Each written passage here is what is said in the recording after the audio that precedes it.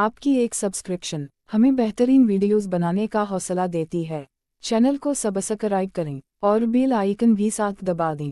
मेरा नाम नाबिल है, मेरी हाइट 5 फुट 2 इंच है, मेरी एज 27 साल है और मैं बहुत ही क्यूट और खूबसूरत हूँ। मेरा चेहरा फूलों की तरह हुसन है, मेरी आँखों में मस्ती भरी है, मेरे गाल मोटे और भरे भरे हैं और मेरे होंठ रस भरे रसीले हैं। तो हुआ कुछ यूँ था कि मैं इस वक्त तकरीबन 16 साल की थी जब हमारे मैट्रिक के इम्तिहान होने वाले थे। मैं कोई बहुत कमज़ोर स्टूडेंट तो ना थी पर कोई बहुत जहीन स्टूडेंट भी ना थी, जिस वजह से इम्तिहान की तैयारी के लिए मुझे किसी न किसी से रहनुमाई की ज़रूरत थी। मेरी खाला का बेटा शहजाद बीए कर चुका था और वह हमारे घर से ज़्यादा दूर भी नहीं रहता था। मैंने अम्मा जान से कहा कि वह शहजाद से बात करें कि वह फारिग वक्त में मुझे पढ़ा दिया करें, इस तरह मुझे ट्यूशन के लिए ज़्यादा दूर नहीं जाना पड़ेगा, आने जाने की परेशानी भी नहीं होगी और वक्त भी ज़ाय नहीं होगा। अम्मा इसी दिन शहजाद से बात कर आई और उन्होंने मुझे बताया कि उन्होंने शहजाद से बात कर ली है और वह हर शाम सुबह के 7 बजे से सुबह के 9 बजे तक आया करेगा मुझे पढ़ाने। इस दिन ने जल्दी तमाम काम नापट और अपनी किताबें लेकर ड्राइंग रूम में पढ़ने बैठ गई। तकरीबन 12:30 बजे होंगे जब शहजाद हमारे घर आए। शहजाद की उम्र इस वक्त 25 साल के करीब थी और काफ़ी मियाँ और हैंडसम शख्सियत के मालिक थे। उनका कद 6 फुट के करीब जबकि जिस्म मजबूत और ट्वना था, क्लीन शेव के साथ सांवला रंग क़यामत का आ था। रस्मी सलाम दुआ के बाद मुझसे मुखातिब होते हुए बोले, अच्छा तो मेरी शागिर्द पढ़ाई के लिए तैयार है? मैंने भी सर हिलाते हुए कहा, जी वेरी गुड। यह बताओ किस सब्जेक्ट में खुद को ज़्यादा कमज़ोर समझती हो? शहजाद ने मेरी किताब उठाकर उसके वकुलट हुए किताब पर ही नज़रें जमाई मुझसे दूसरा सवाल पूछा तो मैंने उन्हें बताया कि मैथ और इंग्लिश में कमज़ोर हूँ। मैं थोड़ा सिमट कर बैठी हुई थी और बात करते हुए भी थोड़ी जे कर रही थी। शहजाद ने किताब मेज़ पर रखते हुए मेरी जानिब देखा और बोले, अगर इसी तरह तुम घबराई और जेकिटा रहोगी तो मेरा नहीं ख्याल कि मैं तुमको जो कुछ पाऊँ वह तुमको जहन नशीन भी करा सकूँगा, लिहाजा रने जेकिनी की ज़रूरत नहीं। हम बड़े दोस्ताना माहौल में स्टडी करेंगे और जो कुछ भी पढ़ेंगे इसे याद भी रखेंगे। जी बेहतर। मैं खुद को थोड़ा रिलैक्स जाहिर करने की कोशिश करते हुए बोली, इस दिन पढ़ाई तो कोई खास ना हुई, अलबत्ता शहजाद ने अपनी बातों और चुटकुलों की मदद से मेरी टीक दूर कर दी। मैं अब काफ़ी रिलैक्स भी थी, यही वजह थी कि मैं शहजाद के चुटकुलों का जवाब भी चुटकुलों की सूरत ही दे रही थी। मेरा चंचल पिन बेदार हो चुका था। शहजाद ने थोड़ी सी मैथ की मशक कराई और इंग्लिश से शुरू करने का कहकर घर के लिए उठे। अम्मा ने उन्हें रोक लिया कि चाय तो पीते जाएं। शहजाद भी चाय के लिए बैठ गए। चाय और थोड़ी गुपशप के बाद शहजाद कल शाम सुबह के 7 बजे आने का कहकर घर चले गए। तकरीबन 2 हफ्तों तक मामला ऐसे ही चलते रहे। वह वक्त के खासे पाबंद थे, वक्त पर आते और अपना काम वक्त पर ख़त्म करके चले जाते। उनकी शख्सियत अमन नज़र तो थी ही, उनके पाने और समझाने का अंदाज भी खूब था। यही वजह थी कि मैं शहजाद की गिरविद हो चुकी थी और उनसे काफ़ी बिनकलपा भी हो चुकी थी। इस दिन शहजाद मुझे मैथ की मशक करा रहे थे जब अम्मा चाय ले आई। उन्होंने मेज़ पर रखी और बोली कि चाय पहले पी लेना। यह कहकर वह वापस किचन में चली गई। मशक खत्म हुई तो मैंने चाय की प्याली उठाकर शहजाद को देना चाही तो पता नहीं क्या हुआ कि मेरा हाथ कांप गया और सारी की सारी चाय शहजाद के ऊपर गिर गई, जिससे उनकी पतलून और शर्ट भीग गई। मेरे तो असना खता हो गए। दौड़ती हुई गई और तली उठा लाई। मैं बार बार शहजाद को सॉरी बोल रही थी और साथ ही साथ उनकी शर्ट को तली से खुश्क करने की कोशिश कर रही थी। अब जले तो नहीं? मैंने मुसलसल तली रगड़े हुए पूछा। चाय से तो नहीं जला, लेकिन अब तुम जरूर जला डालोगी। मैं उनके इस जुमले को बिल्कुल भी ना समझी और इसी तरह तली से उनकी शर्ट को खुश्क करने में लगी रही। मैं शायद कुछ देर और इसी तरह तली से उन्हें खुश्क करने में लगी रहती, पर शहजाद ने मुझे रोक दिया और मुझे दोनों कंधों से उठाकर खड़ा करते हुए बोले, बस करो बबली, घर में मुझे सब इसी नाम से पुकारते थे। एवरीथिंग इज़ फाइन, तुम खामखा परेशान हो रही हो। लेकिन मैं खुद में बहुत शर्मिंदा थी, इसीलिए जब मैंने उन्हें इस शफकत से पेश आते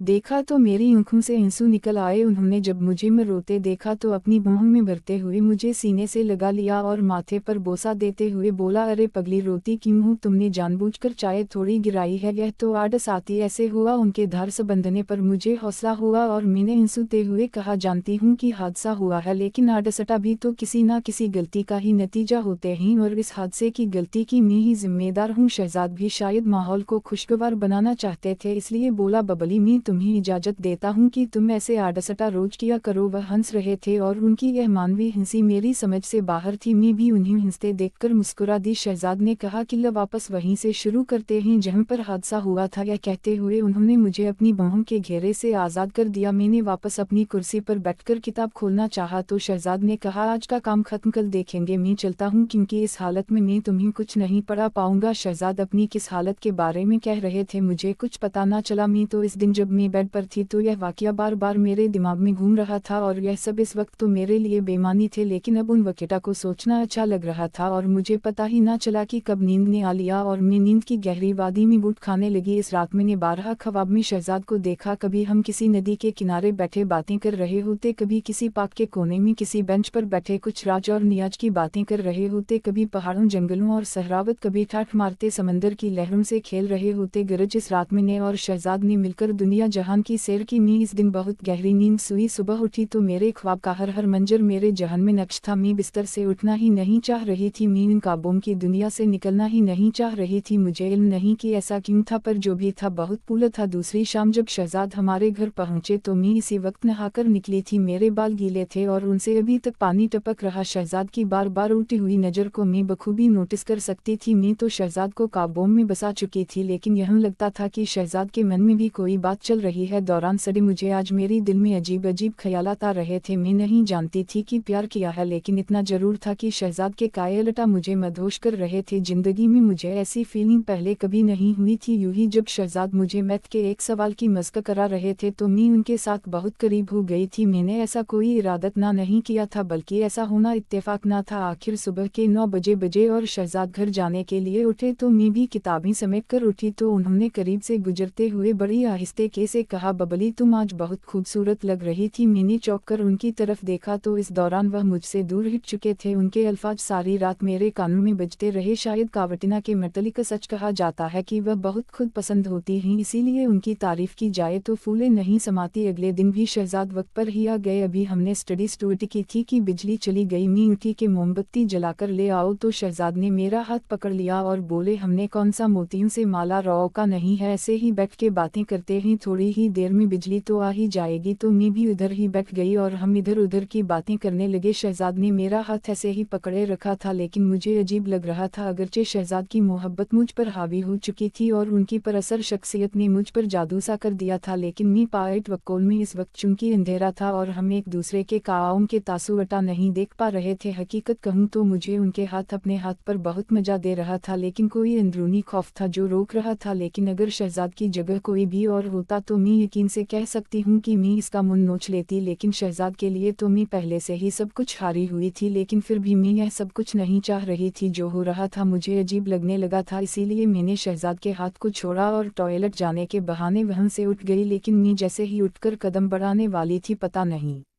मुझे क्या हुआ, मैं डगमगा गई। इसी लम्हे शहजाद ने हाथ बढ़ाकर मुझे सहारा दिया तो मैं गिरने से बच गई। मैं बहुत नर्वस हो गई थी, शायद मैं जल्दी से टॉयलेट की तरफ भागी। मुझे कुछ हाजत तो ना थी, अलबत्ता ठंडे पानी से मुंह पर छींटे मारे तो गर्मी का एहसास कुछ कम हुआ। मैं अभी टॉयलेट में ही थी कि बिजली आ गई। मैं वापस ड्राइंग रूम में आई तो शहजाद वहाँ मौजूद नहीं थे। मुझे परेशानी हुई कि ऐसा किया कि वह बताए बगैर ही चले गए। इसी वक्त अम्मा ड्राइंग रूम में आई तो उन्होंने बताया कि कह रहा था कि इसके सर में दर्द हो रहा है और बिजली भी नहीं है, इसलिए वह घर जा रहा है। मैंने भी किताबें समेटे और अपने बेडरूम में चली आई। मेरी सोच का महर बस शहजाद ही थे। इस रात भी मैं उन्हीं सोच में गर्क सो गई। सुबह उठी तो शहजाद के याद में सारा दिन मशहूर होती रही। शाम होने से पहले ही मैं शाम का बेचनी से इंतजार करने लगी। मैं देखना चाहती थी कि शहजाद आज कैसे बर्ताव करते हैं, लेकिन वक्त होने के बावजूद वो नहीं आए। मैं इंतजार करती रही, लेकिन मेरा इंतजार बस इंतजार ही रहा। वह 8 बजे तक नहीं आए तो मैंने अम्मा से कहा कि खैर हो शहजाद, पता नहीं आज क्यों नहीं आए। अम्मा ने कहा कोई और काम पर गया होगा इसलिए नहीं आ सका होगा। मैंने कहा नहीं अम्मा, कल जब वह गए थे तो उनकी तबीयत ठीक नहीं थी, क्या पता वह अभी तक ठीक ना हुए हो। अब खाला को फ़ोन करके उनका पता तो कराए। अम्मा को भी जैसे कुछ याद आया तो उन्होंने खाला को फ़ोन लगाया। तब खाला ने बताया कि शहजाद तो कल से सख्त बुखार में तप रहा है। मुझे इल्म हुआ तो सख्त बकिना हुई, दिल चाहा कि अभी जाऊं और उसका बुखार खुद पे ले लूं, लेकिन मैं इस वक्त क्या कर सकती थी। सुबह में अम्मा को साथ लेकर उनका पत्ता लेने खाला के घर गए तो देखा शहजाद वाकई बुखार की वजह से बिस्तर में पड़े थे। थोड़ी सी रस्मी बातचीत के बाद में इधर ही बैठ गई। खाला और अम्मा भी साथ बैठी अपनी बातों में मसाफा हो गई। शहजाद ने एक बारगी हमारी तरफ देखा, फिर उन्होंने अपनी ऊँखी मूंद ली। हम खाला और अम्मा की मौजूदगी में कोई बात नहीं कर सकते थे, इसलिए हम खामोश बैठे थे जबकि खाला और अम्मा बातें कर रहे थे। बातों बातों में खाला ने बताया कि उनकी सहेली की बेटी की शादी थी जहां उनका जाना बहुत जरूरी था, लेकिन नहीं जा सकती। अम्मा पूछ रही थी क्यों नहीं जा सकती हो तो खाला बोली जिसके साथ जाना था वह तो बिस्तर पर पड़ा है और आपके भाई साहिब खालू भी ऑफिस से छुट्टी नहीं ले सके कि उनके साथ चली जाती। अम्मा चुनकी खाला की सहेली को जानती थी और उन्हें पता था कि वह किधर रहती है, इसलिए खाला से बोली तुम्हारी सहेली कौन सा दूसरे शहर में रहती है, टैक्सी पकड़ो और 2-3 घंटे में वापस आ जाओगी। मैंने यह सुना तो मेरे दिमाग में आइडिया आया कि अगर अम्मा और खाला शादी पर चली जाएं तो मुझे शहजाद से अकेले में बात करने का मौका मिल जाएगा। यही सोचकर मैंने भी अम्मा की टेबा में कहा खाला अगर आपकी सहेली इसी शहर में रहती है तो तब आप जरूर हो आएं, शहजाद की फिक्र ना करें, 2-3 घंटों तक हम उनकी तीमारदारी कर लेंगे। खाला और अम्मा दोनों को मैंने शादी में जाने पर आमादा कर लिया। अगरचे अम्मा जाना नहीं चाहती थी, उन दोनों के जाने के बाद में और शहजाद अब घर में अकेले थे। कोई 15 मिनट तक हमें कोई बात ना हुई। शहजाद वैसे ही उनकी मुंदे लेटे रहे, शायद वह मेरा इंतजार कर रहे थे कि मैं कोई बात शुरू करूंगी, लेकिन मैं ताबा उबा में रही कि बात शुरू कैसे करूं और कौन सी बात करूं। तन्हाई और खामोशी माहौल पर अजब पर सरत थी। शहजाद ने मेरी तरफ करवट लेकर आंखें खोल दी। नाबिल तुमने मुझे जला डाला। उनकी आवाज़ मेरी समा तुमसे टकराई, उनकी नज़रें मेरे चेहरे पर गड़ी थी। तुम शायद समझ रही होगी कि मैं बुखार से तप रहा हूँ, लेकिन ऐसा नहीं है, यह आग जिसमें मैं जल रहा हूँ तुम्हारी ही प्यार में लगी हुई है, देखो जल रहा हूँ मैं। यह कहते हुए उन्होंने मेरा हाथ अपने माथे पर लगा दिया। उनका माथा सच में अंगारे की तरह था। जी जी शहजाद, मेरे मुंह से बस इतना ही निकल पाया। शहजाद दीवानों की तरह मेरे हाथ को अपने चेहरे पर रख रहे थे, जैसे वह इस तरह सुकून पा रहे हो। सुकून तो मुझे भी हासिल हो रहा था, मोहब्बत तो मुझे भी हो गई थी।